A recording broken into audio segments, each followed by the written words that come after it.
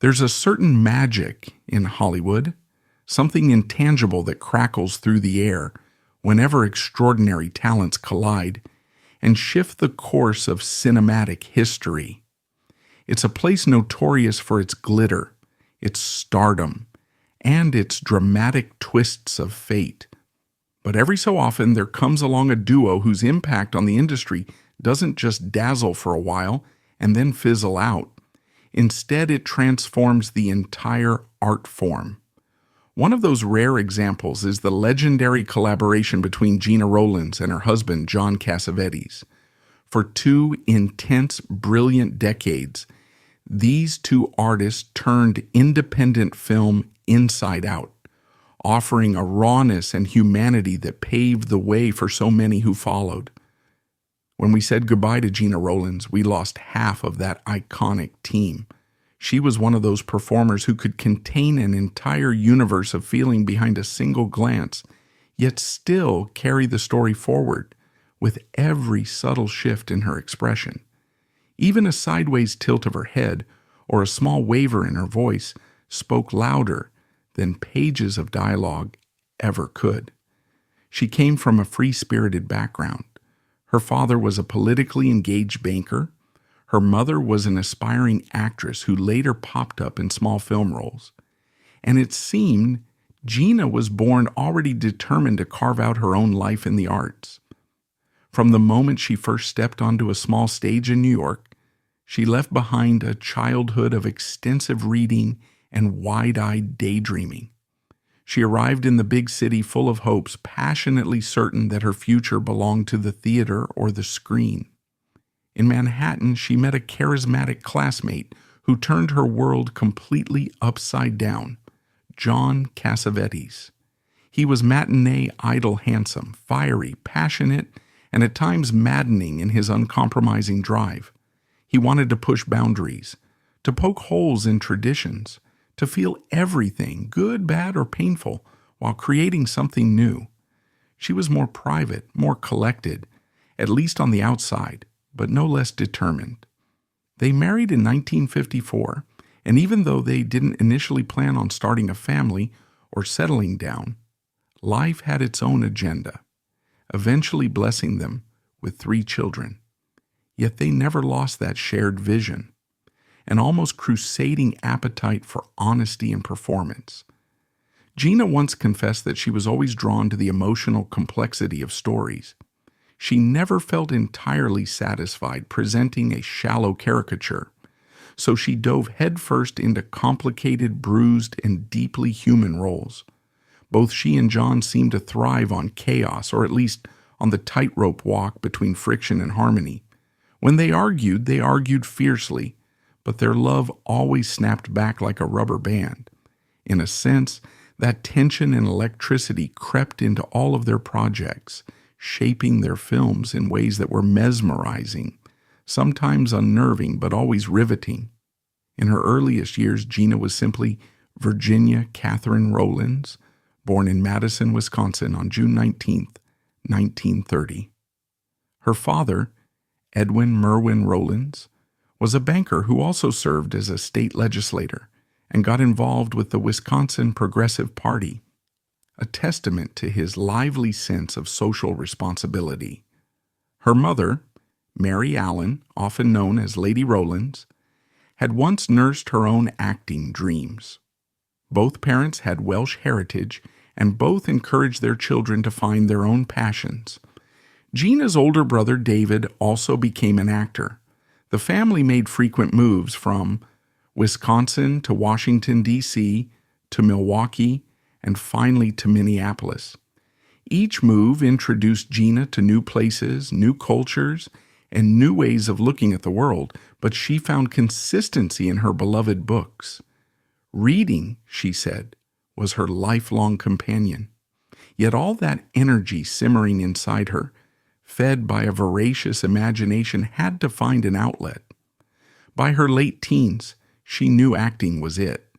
She studied at the University of Wisconsin for 3 years, popular among her peers for both her striking looks and her warm, curious personality, then decided at 20 years old that the time had come to chase her dream in New York. With her parents' blessing, her father famously said he didn't mind if she wanted to train elephants as long as it was what she truly wanted. Gena headed east. She auditioned for the American Academy of Dramatic Arts, got in, and found herself utterly dazzled by the city's energy. It was there that she crossed paths with John Cassavetes, who came backstage after seeing her final exam performance.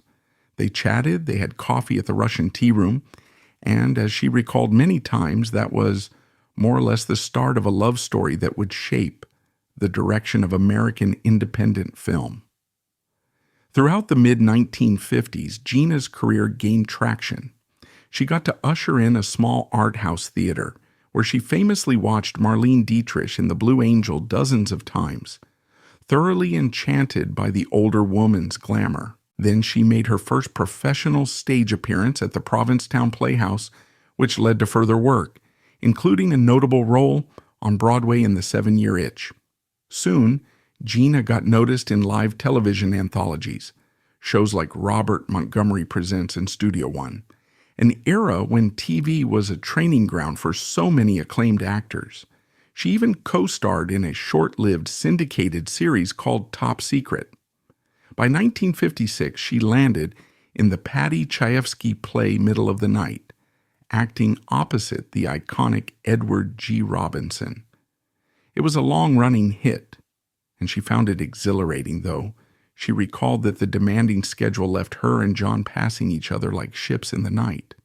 When MGM offered her a contract, she jumped at the chance to learn about movie making. John, meanwhile, was exploring something that had begun percolating in his mind: directing. He gathered acting friends for workshops that ultimately became his groundbreaking 1958 film Shadows. Although Gena would sometimes say she didn't influence that particular project, she insisted it was John and his buddies improvising. Her presence loomed at the edges of his creative journey. Shadows was unlike anything before it, full of raw energy and an unfiltered style that laid a foundation for the independent film movement. Years later, its legacy became controversial when film critic Ray Carney claimed to have discovered a lost early cut of Shadows that included Gena in a cameo role as a nightclub dancer. Gena made it clear she opposed public screenings of that original version and insisted that the later official cut was the one John truly wanted people to see. The legal battles that followed turned ugly, with Carney accusing her of censorship, and Gena seeing his actions as a betrayal of John's wishes. It was one of those very personal conflicts that underscored how protective Gena was of her husband's legacy. Meanwhile, Gena's film and television work continued. She made guest appearances on westerns like Laramie, showed up on detective shows like Johnny Staccato, starring John in the lead role, and steadily carved out a name for herself as an actress, capable of depth and subtlety. The arrival of their first child, Nick, in 1959 gave them extra motivation to push forward. After all, a growing family required financial stability, and Gena was never one to back down from a challenge. By the 1960s, she found herself in a pair of films that might seem minor now, but were interesting stepping stones: Lonely Are the Brave and The Spiral Road. She teamed up with the formidable Kirk Douglas in the former, playing a weary wife in a modern western. In the latter, with Rock Hudson, she ended up in a melodrama set in Indonesia. Neither film was a game-changer for her, but they demonstrated her range. She also had a small part in A Child is Waiting, a drama directed, at least at first, by John, exploring the struggles of children with developmental disabilities. Producer Stanley Kramer and the lead actors clashed with John's improvisational style. Eventually, John was fired, and the film's final version was quite different from what he intended. That frustration pushed him to do things his own way on future projects. Gena, for her part, took more roles in popular series: Alfred Hitchcock Presents, Peyton Place, and Dr. Kildare, among others. Somewhere between all of that, she and John bought a house on Woodrow Wilson Drive in the Hollywood Hills. If you've seen enough Cassavetes films, you might recognize that steep driveway and that iconic living room window. They used their own home as a location in multiple movies, leveraging every available resource to keep budgets low. By the late 1960s, John's fervor for creating outside the studio system was unstoppable. He mortgaged their home repeatedly to finance these risky, unorthodox projects. Gena, often cast in central roles, filled each film with a bristling intensity that was almost shocking at the time. They made Faces in 1968, shot primarily in 16mm black and white, brimming with that cinema verite style. Faces tells the raw tale of a marriage disintegrating under the weight of midlife restlessness. Although John Marley and Lynn Carlin took the leads, Gena had a pivotal role as Jeannie, a kind of world-weary prostitute. Her performance exuded a defensive toughness that only made her more vulnerable in the eyes of the viewer. Critics initially didn't know what to do with the film, but eventually recognized it as an indie masterpiece and a defining moment for the new Hollywood wave. John and Gena's creative bond was matched only by their personal one, though both could be explosive. She would half joke in interviews that she adored John as a husband but found him exasperating as a director. He insisted she was just as headstrong as he was. But it worked. And as the 1970s began, they dabbled in other projects for funding. A low-budget Italian crime film here, a cameo there, always returning to their own fiercely independent sets. One such venture was Minnie and Moskowitz, a 1971 romantic comedy financed by Universal, back when major studios were flirting with smaller indie-style productions in the wake of Easy Rider's success. Of course, that affair was short-lived, and the studio meddled with John's editing process, ultimately souring him on mainstream collaborations. Then came the film that firmly cemented Gena Rowlands as one of the greatest screen actors of her generation, a woman under the influence.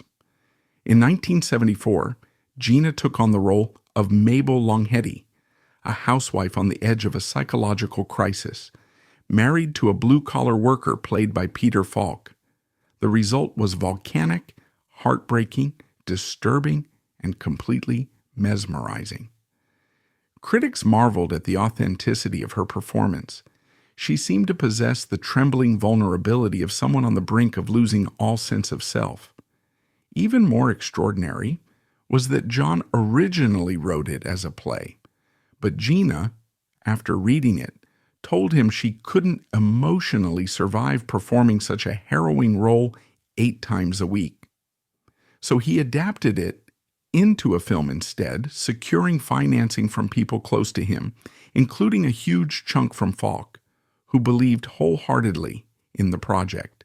Yet no traditional distributor wanted it. They claimed no one would pay to see a middle-aged housewife going crazy. John, undeterred, rang up theaters himself and convinced them to show the film. Public curiosity grew. Some viewers emerged deeply shaken, including actor Richard Dreyfuss, who described how profoundly the film affected him. Over time, a woman under the influence garnered enormous respect. Gena's portrayal became a standard against which so many later performances of fragility and desperation are measured. She was nominated for an Academy Award for Best Actress, while John was nominated for Best Director. That same film helped her define something new in American acting. She wasn't young or naive, but she was unflinchingly honest about midlife struggles, about the complexities of being a wife, a mother, and a human being on shaky ground. But the story of John and Gena wasn't just about these groundbreaking films. It was also about survival in a tough industry. They had to repeatedly pause their personal projects to raise funds. Sometimes that meant Gena or John or both took roles in more mainstream fare, like the star-studded 1976 film 2-Minute Warning, a bizarre Super Bowl-centered thriller that got recut into an art heist TV movie because the idea of a random sniper was deemed too bleak for network viewers. They adapted, they compromised just enough, and then they poured themselves back into the emotional black holes of Cassavetes' pictures. The filming of A Woman Under the Influence could have been an emotional meltdown for many. John once described how for 3 months they barely socialized outside of work. Even at night, they sat together in the living room, dissecting every scene from the day before, planning the next day's scenes, bouncing from frustration to revelation and back again. Gena later admitted she felt physically and mentally drained by the end. Yet part of what made her such a towering talent was her commitment to total emotional honesty. She couldn't go halfway, and John wouldn't let her anyway. They continued pushing boundaries with opening night in 1977. This time, Gena played an aging stage actress tormented by the death of a young fan, culminating in a kind of supernatural breakdown that haunted both her real life and the stage production she was set to premiere. The film was quintessential Cassavetes in its complexity, a deep dive into grief, guilt, and the terror of aging. As usual, distribution was a nightmare, and the film came out to near-empty theaters in the U.S., but European critics recognized its brilliance, awarding Gena prizes at festivals and calling her portrayal mesmerizing. Over time, opening night grew into a cult classic revered among cinephiles who appreciate its layered metaphors and Gena's spellbinding presence. She wore black cloaks and haunted the stage like a weary ghost, reminding viewers that sometimes the scariest ghosts in our lives are our own failures and unresolved traumas. Outside the realm of Cassavetes' films, Gena kept surprising audiences. She co-starred with Bette Davis in a 1979 TV movie called Strangers, half terrified that working with such a legend might shatter her admiration. Instead, she came away even more awed by Davis's fierceness and professionalism. In The Brink's Job, she reunited with Peter Falk under director William Friedkin's watchful eye. Then came Gloria in 1980, a neo-noir crime story in which Gena plays a tough ex-gangster's girlfriend, forced to protect a young boy from a group of relentless mobsters. John never planned to direct that script. He wrote it to sell. But when the lead actress dropped out, Gena stepped in, and she insisted John be the one at the helm. Critics argued about the child actor, John Adamaze, whose performance turned polarizing. Some found him jarring and untrained, while others defended him as refreshingly un-Hollywood. Roger Ebert famously praised the casting. Gena enjoyed the role, loving how Gloria began as a woman who couldn't stand kids and ended up fiercely protective, machine gun in hand, of the child who needed her most. By the early 1980s, Paul Mazursky's adaptation of Shakespeare's The Tempest gave both Gena and John a chance to work on something more mainstream again. Then they launched into what would be Cassavetes' last independent project, 1984's Love Streams. Here, Gena played the emotionally unstable sister of John's disillusioned alcoholic writer. The movie unfolds like an intimate confession, both comedic and heartbreaking. On set, the stakes were enormous. John had been diagnosed with cirrhosis of the liver and given a grim prognosis of just 5 months to live. Yet he told no one, not even Gena. The emotional weight of that knowledge seeped into every frame of Love Streams, although Gena maintained that she never thought of John as a burned-out man, no matter what critics said.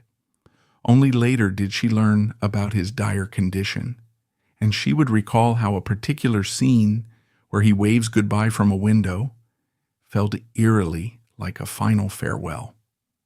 In truth, Cassavetes survived longer than expected, passing away in 1989 at age 59. But it felt like a cosmic betrayal for someone so vibrant, so full of fight, to be taken from the world so soon.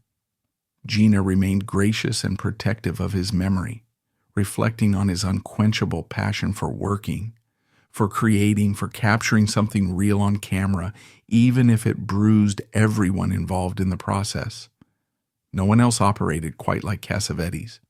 Perhaps no one else ever will. After John's death, Gena's career continued to sparkle in its own right.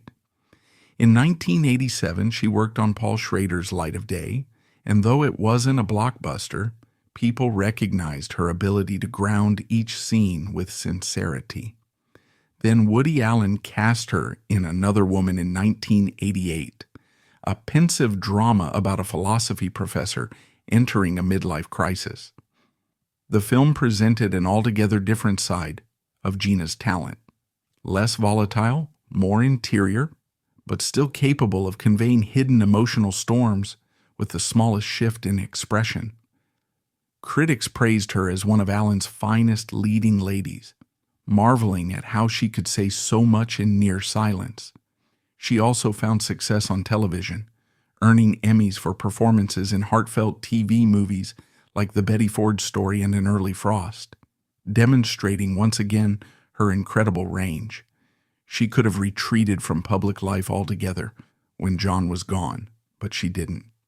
She continued to accept new challenges, showing up in small but memorable roles in mainstream pictures like Hope Floats, Something to Talk About, and Playing by Heart in the 1990s. In 1991, she had a brief but memorable cameo in Jim Jarmusch's Night on Earth, the first time she appeared on screen after Cassavetes' passing, revealing a flicker of that inextinguishable spark despite the personal sorrow she carried. She also took roles in smaller indie projects in the following years. Some were well received, others less so, but through it all, Gena maintained an enviable dignity. One of her most popular returns to the big screen arrived through her son, Nick Cassavetes, who emerged as a director in his own right.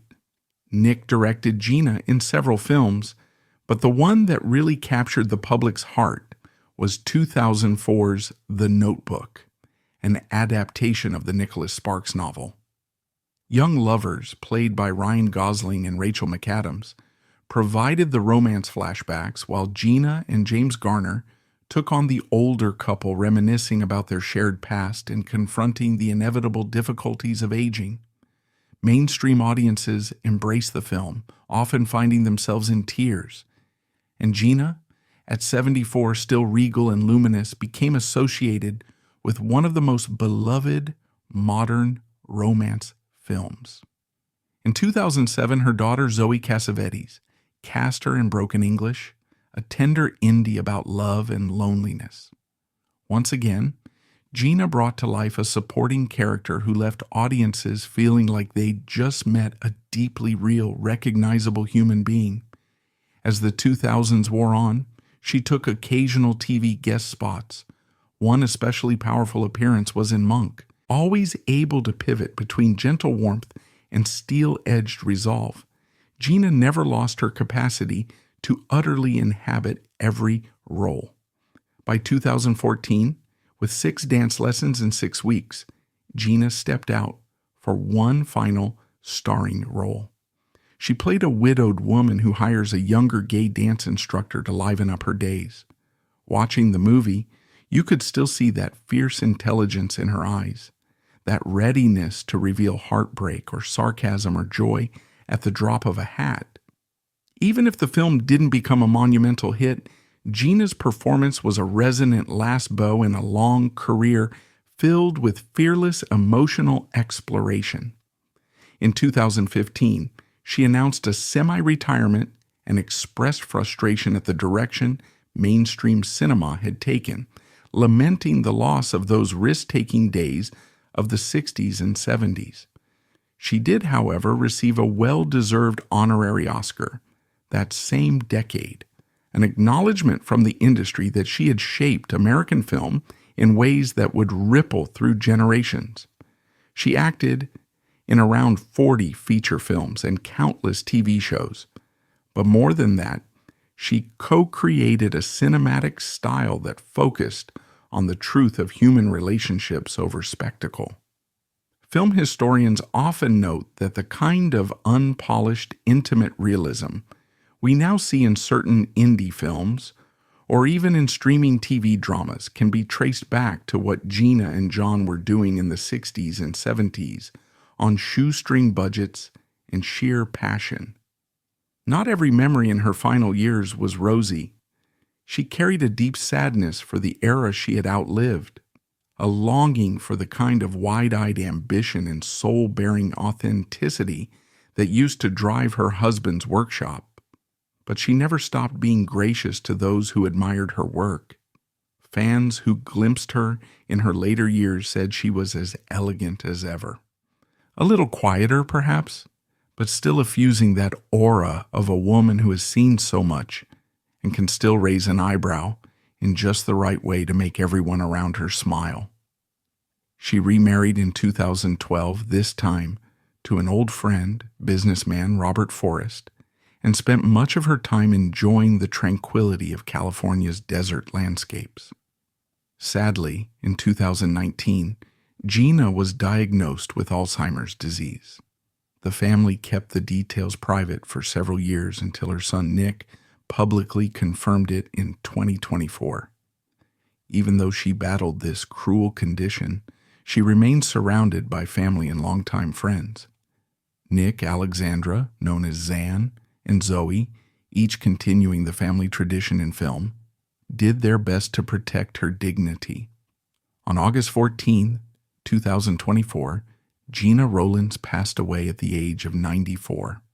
She had lived an extraordinary life, one marked by daring creative projects, intense devotion to family, and an unyielding belief in the artist's responsibility to search for the truth of human emotion.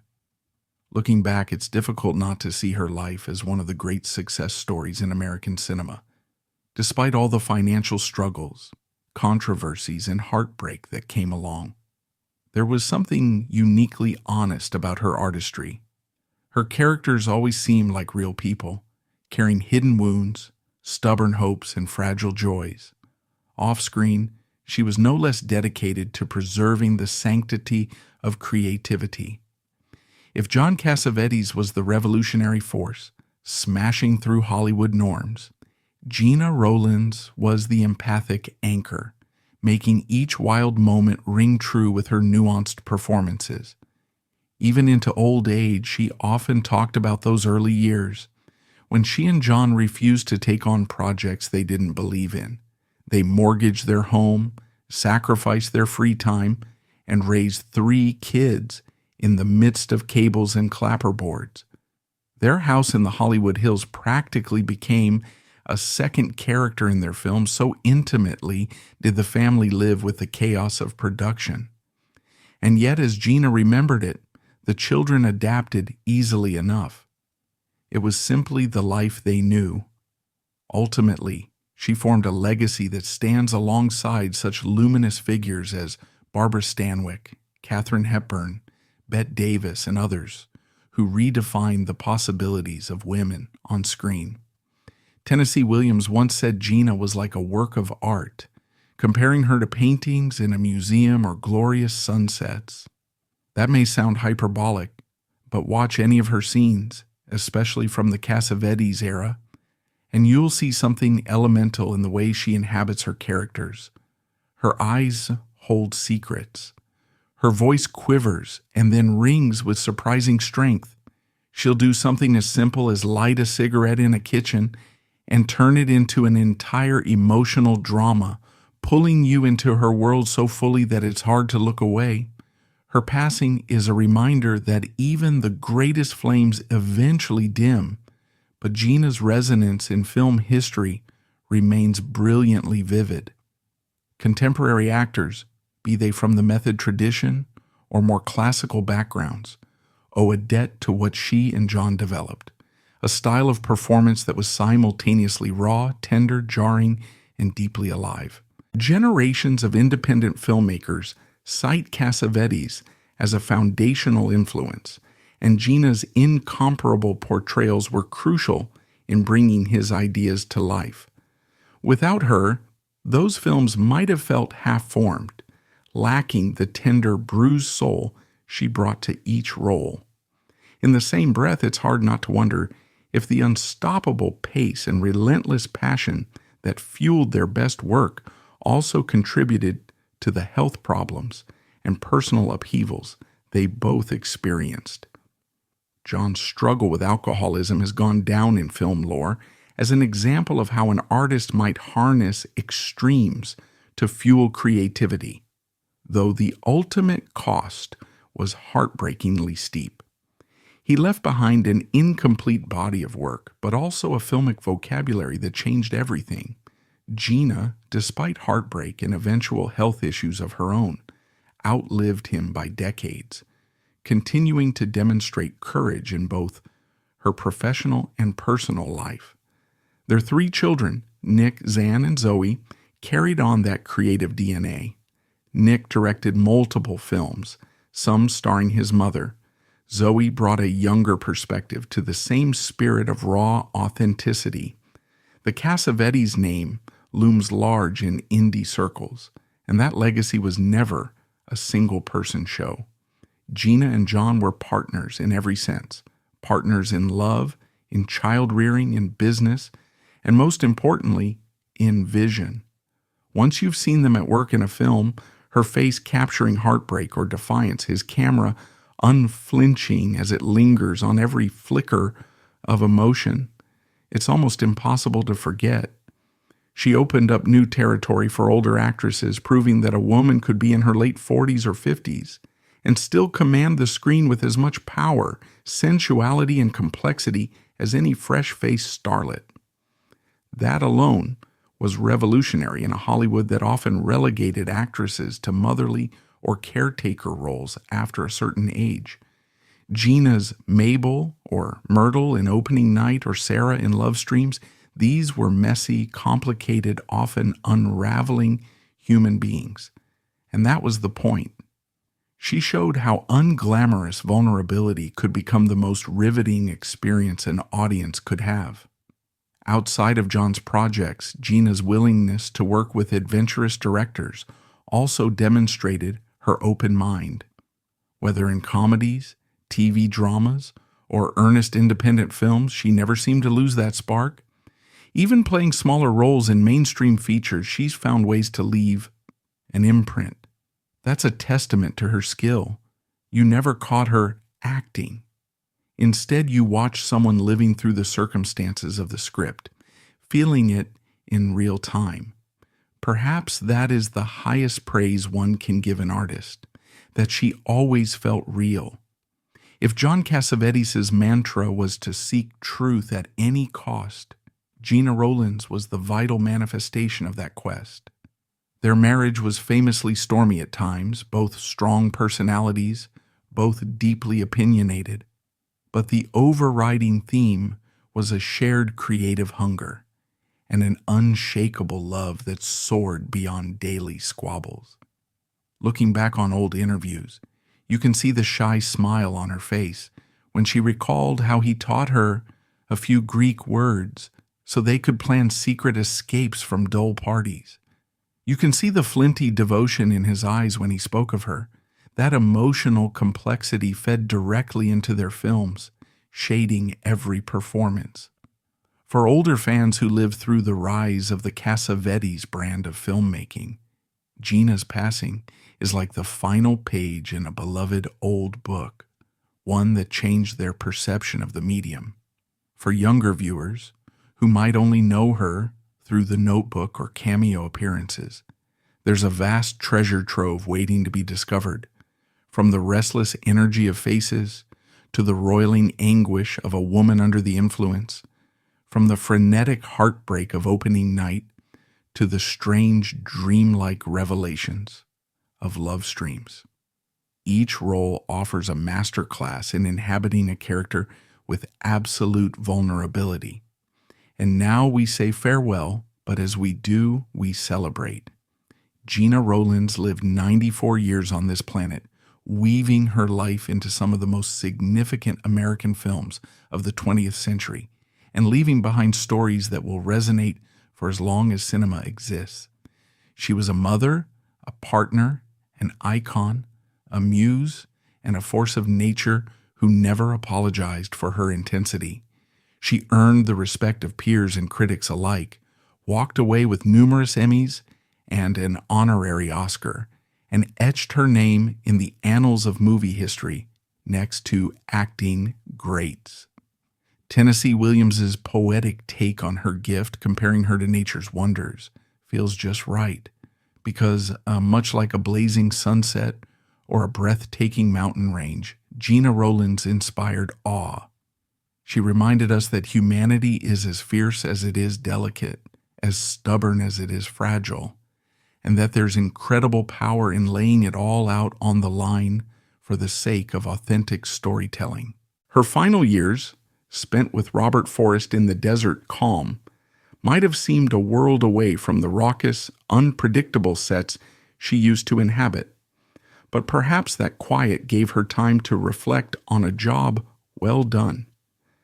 As fans, we can only imagine her memories. The heated arguments with John as they hammered out the essence of a scene, the laughter she shared with Peter Falk in between takes, the stunned hush of a European film festival audience giving a standing ovation when the credits rolled on opening night. She lived her life bravely, from that first day in New York, ushering at a small art theater all the way through to the advanced age of 94, even as Alzheimer's tried to take her mind away from the stories she once told so vividly. If that isn't courage, it's hard to define what is. And so, in a single breath, we mourn the end of an era and celebrate the luminous body of work she left behind. In the grand tapestry of Hollywood lore, Gena Rowlands remains a vivid thread, not just because of her association with Cassavetes, but also because she was, in her own right, a commanding presence who followed her own path. Maybe the next time you watch a modern indie film full of jagged emotional edges and intimate close-ups, you'll sense a bit of Gena's spirit in there, her willingness to go past the point of comfort into the ragged, honest truth. She helped lay that groundwork, and cinema became a richer, more authentic place because of it. For now, we say our goodbyes. We'll keep the memories of her quiet gravitas and passionate inner fire, the unspoken battles in her eyes as Mabel or Myrtle, the comedic steeliness of Gloria, and the touching warmth of the Notebook's older Allie. She has joined her beloved John somewhere out there, in whatever afterlife exists for those who spent their lives chasing the ephemeral spark of creation. Perhaps they're improvising a scene as we speak, continuing to butt heads and embrace, continuing to stretch that rubber band of love that snaps back no matter how far it's pulled. And we, the audience, continue to thank them both for redefining what it means to watch and feel a story unfold on screen. Thank you for joining us on this emotional journey, a tribute to an actress who gave everything she had to every role she played, who helped shape independent cinema with unwavering conviction, and who leaves an unfillable gap now that she's gone. If you've enjoyed this homage, consider sharing it, delving into Gena's filmography, or revisiting the older works you may have missed. Her films await your discovery or rediscovery, and in those frames, Gena Rowlands is still very much alive, forever a potent reminder of what happens when an artist dares to bare her soul, so the rest of us can recognize pieces of ourselves on the screen. She may have taken her final bow, but her influence continues to spark the imaginations of future filmmakers, audiences, and dreamers alike. And that, in the end, is the definition of a legacy well earned. Safe travels and sweet dreams, Gena. Your passion and brilliance remain an everlasting light in the realm of cinema.